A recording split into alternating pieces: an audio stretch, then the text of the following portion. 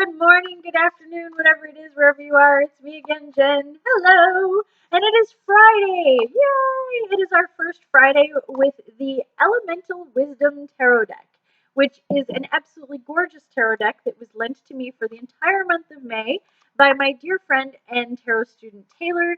Taylor also joined me last month throughout the entire month of April to talk about a deck of cards that was based entirely on a video game.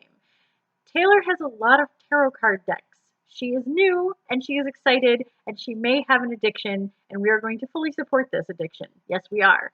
Okay, so hey, there are worse things to be hooked on than tarot cards. So this deck is absolutely gorgeous. I love the symbolism in it. I love pretty much everything about this deck, but we'll get into that after we draw our first card for our first Friday card, which I love Friday cards because they lead us into the whole weekend and all the exciting adventures we will have. And we are going to have some adventures for this weekend, definitely. Okay, she looks very adventurous. I really dig this card. So, Six of Wands. And I know you cannot read that font because it's really difficult to read the font. That is the one thing I really do not like about this deck.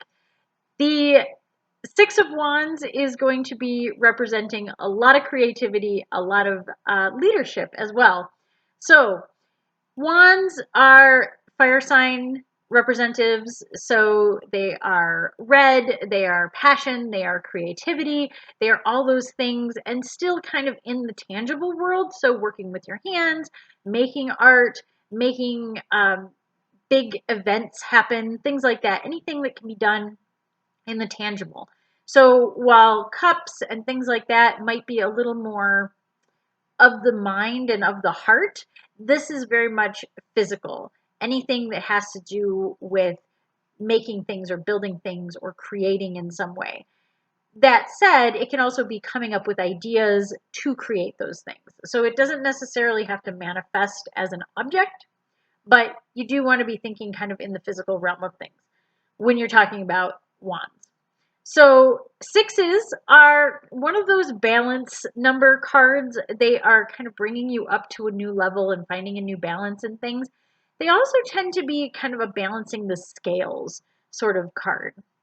So while maybe threes and twos and numbers under that are kind of like the just starting out, where you are balancing the pros and cons with yourself or your own ideas, sixes are now integrating in people around you and your environment. So Six of Wands is going to be about how does your creativity and your passion manifest and affect the people and things around you in your community. In the big way, this is the leadership card. So it can represent itself as a good leader or a super arrogant, not so great leader. So we'll talk a little bit about both of those things. I get massive leadership energy from the character that is on this card. She is holding this staff like it is her power, her talking stick kind of thing, her possibly bludgeon you over the head stick if you treat her the wrong way. She almost looks like a court card. In fact, because of the font, if I didn't know that this was the Six of Wands, I would be like, oh, maybe she's the Queen of Wands or even the Knight of Wands. She could be any of those because she is standing on her own. But you can see in the background that there are 5 more wands standing tall in the background as if she has like built these up, and this is where she is going to kind of have the parade. This is where she's going to walk by, or she's waiting for somebody to walk by. There's a lot of structure to those 5 in the background and leading others. And then this card here is kind of her baton, shall we say, leading the parade or organizing everyone who is coming in.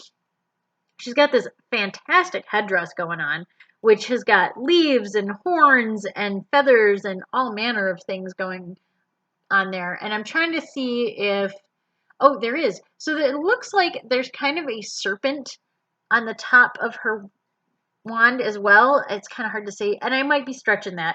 I'm not sure if it's a serpent, but also like lizards and things like that are big time energy for wands because they are fire animals. And so don't know. I'm kind of getting that, but she is definitely wearing red.